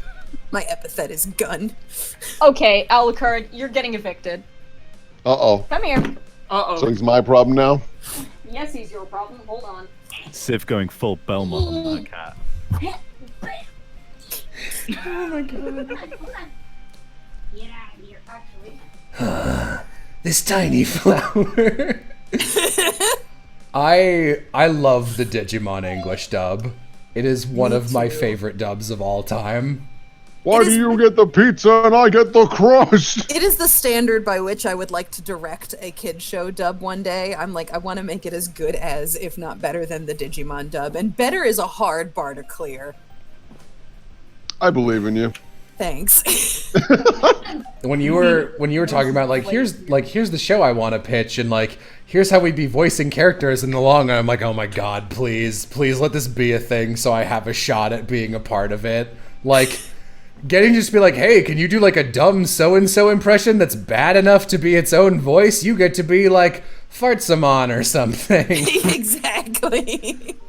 I think one of the best moments of my career was when you called me out. You were like, I can tell when Marissa has made the casting sides for Sound Cadence because there will be a Digimon voice reference for at least one of the characters. I think I either messaged Amber or Emily first, and I was like, did Marissa do this? And then I messaged you before they could respond, Marissa, and you were like, yeah! I was like, this one sounds like Marcus Damon, and then for a different different show entirely, I was like, can you sound like Joe Keto? Then I'll hire you. The answer is no. Nobody can sound like Joe Keto. I know. Not anymore. The brand.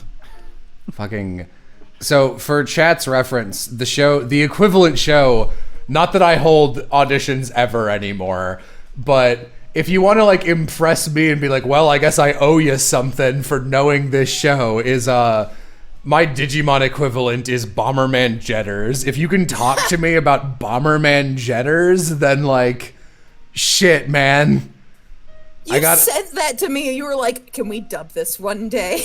Look, Marissa, if you get the rights to, in the universe where you get the rights to Bomberman Jetters, if I am not involved in some way, I will murder you. Duly noted. That is... Who would you even want to voice in Bomberman Jetters? Pretend I know the cast. Okay. Yeah, talk to me as if I know any of I the think cast. I think I could do a reasonable Thunder Bomber. There's plenty of monsters and Carabombs. I voiced my. That's the one Yeah, I know that one. I've shown you Thunder Bomber because in the English dub of the game, based on the anime, based on the game, he has one of my favorite bad performances in all of voice acting history, which is slowly panning up to his arena through the clouds and him going, ha ha ha ha! Ah ha ha ha ha! I am the legendary Thunder Bomber! and it's the You think I remember? It's the fucking best. I'm looking it up, though I do remember this now, yeah. Very specifically strange reads are Christ something almighty. that will make me remember a show fucking What forever. was that, Will? Al tried to sprint into your room, the door was closed, he failed. Oh, God. Oh god, now he's doing laps around the apartment. What the hell is your cat's deal? Dude, Al's fucking bonkers. Like, I was telling Civ last night, having Al in the house when you're trying to sleep is like having a ghost. Because, like, we're trying to sleep, and also we're toon, toon, toon, toon, toon, toon, toon, toon. I'm like, what the hell's he doing? So I was like, I'll go check. He's my problem. Goes out, and she's like, the little fucker's playing with the bastard sword. Because I have a bunch of swords on my walls, and like one of them is the great sword from Game of Thrones that Eddard Stark uses to, execute people, ice. And he's fucking around with that. It's a big, heavy sword. So You wake I up. cannot have this cursed sword in my house. take it away. Man, I do want to do another one of those videos too, but I gotta finish the Ace Attorney shit first. I love that fucking video. It's really funny. It's so fucking That funny. video has cursed everybody in the comments to spell my name with like an O and a zero. Wait, why? Because they apparently think that's how you spell it just from the font. Yeah, Oh. with the font you used, there was a Oh, I small- just, I don't like. It always bothers People me. are like, Rube. It always bothers me when I mean, I guess they're trying to be accurate, even if they're wrong, so that's kind of nice in its own weird way. Oops. I don't like it whenever a font that has unique letters has, like, two identical unique letters next to each other, so I tend to alternate caps and lower if they don't have alternate glyphs, so that's probably why. You've cursed. You've It's cursed. fair, it's just I see like almost everyone in the comments in there for a while was spelling it with an O and a zero. Rube. Digivolve to Rube. Are you So a you were ghost? losing your balance. Okay. Whoa! Rube's Alright. a spooky ghost now. He goes. I really like that. I think this looks pretty much done. Oh, that looks slick, dude. Oh, I don't have it open. Hold on. Oh, fancy. I don't actually like how this logo and then the season 1 plays off of each other, but I will give it this, that season 1, that the way that's skewed does look like a fucking VHS tape for a show you'd buy. And that's You the also have to keep in mind we're gonna put signatures all over this bastard. Oh yeah, no, this will this be is so destroyed. But Lots of nice empty space. Slaps poster. This bad boy can fit so many signatures. yeah, I mean, like, okay, who's based in Texas that could like reasonably come to this? Danny, Kyle, all the Sound Cadence Lindsay. people. Lindsay. Is she Dallas or Austin? Austin. Okay. But she'll show up. Dawn's LA now. Rube, that's a new one. R Umalat B. Rube. That counts, yeah. Nope. Yeah, okay, wait. Reebadoob. One more thing I can do really quick. 3 rubes in a tube. What was that? What are these giant buttons? Why does the P5 Pro Tag have giant stupid buttons? Leave him Somewhere- alone. Someone in chat says the poster looks great. All of you guys did a great job on it, as if it wasn't just. It wasn't even me. Like, Rhea and Jello. yeah, this is mostly Rhea. Also, wait, let me bug her. I need to slap her signature on this. I need to slap her. I just need to. Hey, nice job, dork.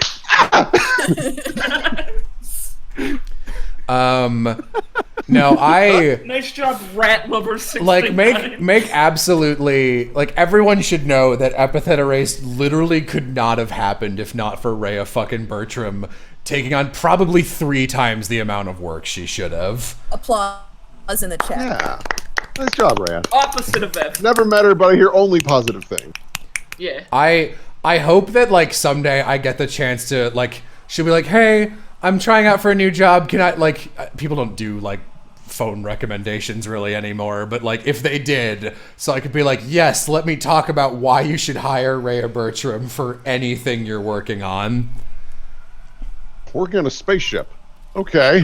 She honestly fucking killed it. It is. I mean, yeah, I can't believe the amount of work, and also just how fucking rad the style is. Really clean. Quick Yeah. turnaround too. She doesn't okay. like the style because she basically had to come up with it in 1 week, which I understand. So she actually has the style for season 2 partially worked out already. It's very different.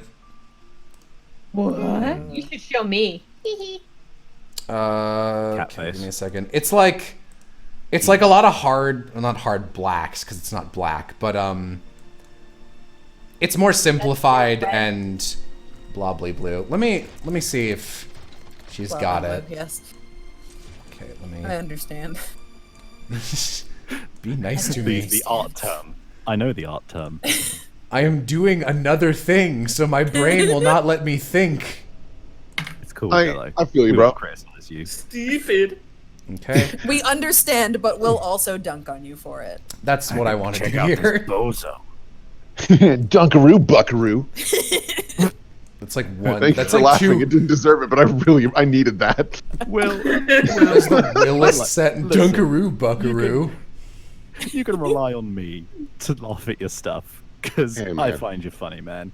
I find you funny. I don't know about the rest of these people, but know that at least someone. It's will not a do total that. lost cause, Will. We were complimenting you and calling you funny when you weren't here. Wait, sorry, let's answer one more time. When you weren't here, we said you were funny. Oh, I thought That's you how said. you know it's true. I thought you said when you weren't here, we weren't complimenting you. Like, yeah, it's usually that's fair. Yeah, just so you know, we weren't complimenting you earlier. Just to let you know, we didn't think Baka. about you. And when you were brought up, all we said was, "Ugh, next, please." Ew. It's not like I find you funny or anything, but baka. Baka-chan. Oh, I should throw these croissants in the Yeah, I was gonna say. I think it's preheated by now. Should be. I would What's presume as much. Here we go. Here goes the croissant. There's half. You know, Marissa, if you ever have a Frenchman and you want him to sound not French, hit me up. Hello, I am the new villain of the Digimon season. It's me, German man. I am here to offend you by sounding nothing like a German. Digimon so well. I'm Fucking here to be ambiguously foreign, and that is it. we end up doing a lot of Digimon impressions whenever we bring that show up, and one of the times I like wanted to do like a Puppetmon impression and like did it and broke my voice and somehow did a really good impression. I was like, horrible power needs to be sealed away. The thing about Digimon is you're like, yeah, I think I know what these characters' voices are like, and then sometimes you'll be like, remember Ice Devimon, who's literally just Christopher Walken? Oh, Oh, it's me. Like, any come Christopher here. Walken impression you can do is also an Ice Devimon impression. Congratulations. My favorite like Digimon. weird poll they did for an impression is in season 1. Just Phantomon sounds like the narrator of the Monster Mash song. And Harem and I. They ever do Sean Connery? Most likely somewhere in there. I know that Yu-Gi-Oh did a terrible Arnold impression for Mammoth. Oh yeah. Was one of the heads of oh god, the turtle Digimon from season 4, was one of them Sean Connery? I know one was Irish and one was Scottish. No, I think one was just Scottish. It's just generically. Yeah. They both had accents and they were different. This turtle Yeah. with 2 heads. Well, that's because I'm from Illinois. That's right, I'm Italian. That's right. I'm from South Italy. Bonjour. Damn.